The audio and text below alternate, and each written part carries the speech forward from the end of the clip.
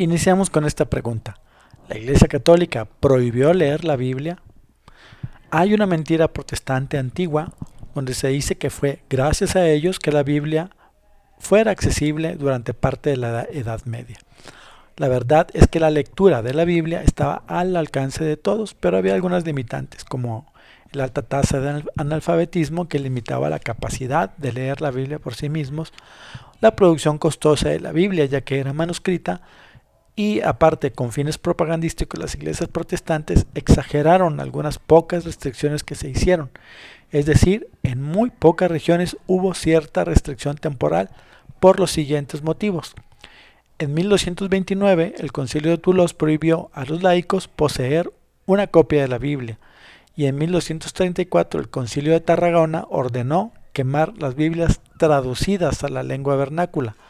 Ojo, estos concilios no eran ecuménicos, por lo cual el alcance era local y por ello incluían la prohibición en muy pequeñas regiones.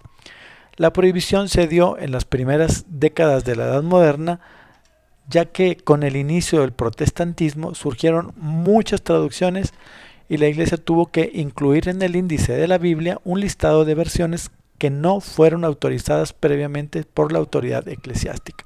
Esto porque en los libros había notas que inclinaban hacia doctrinas protestantes. La prohibición no fue a la Biblia, sino a las nuevas versiones de la Biblia.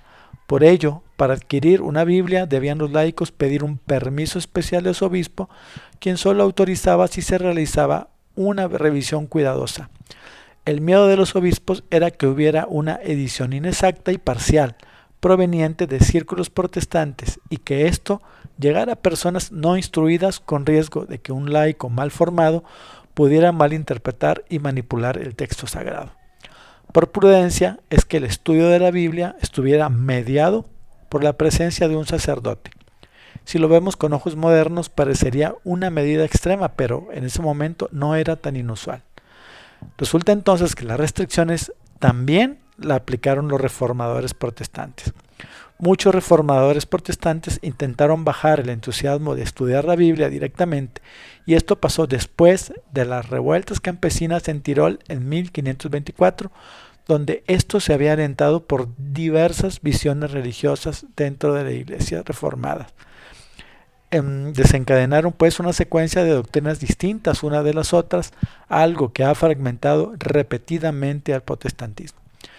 En 1525, Zwinglio reservó la Biblia a personas debidamente preparadas. Calvino sugirió que la meditación de las Escrituras se reservara para aquellos fieles que pudieran leerlas sin riesgo a ser malinterpretadas. El mismo Martín Lutero, en 1524, quien había proclamado la libertad de todos los cristianos para leer la Biblia, cambió de opinión en 1543, donde promovió un estudio mediado por ministros de la religión. Los reformadores pues relajaron poco a poco su posición, pero la Iglesia Católica mantuvo esta prohibición de poseer una Biblia. En el año 1758 el Papa Benedicto XIV levantó esta prohibición de leer la Biblia en lenguas vernáculas y en 1776 se imprimió una nueva versión al italiano, editadas por el obispo de Florencia, Antonio Martini. A pesar de que se eliminó la prohibición de poseer una Biblia, no fue hasta el siglo XX que por la creciente escolarización y la publicación de ediciones económicas fue que la Biblia ganó popularidad entre los laicos.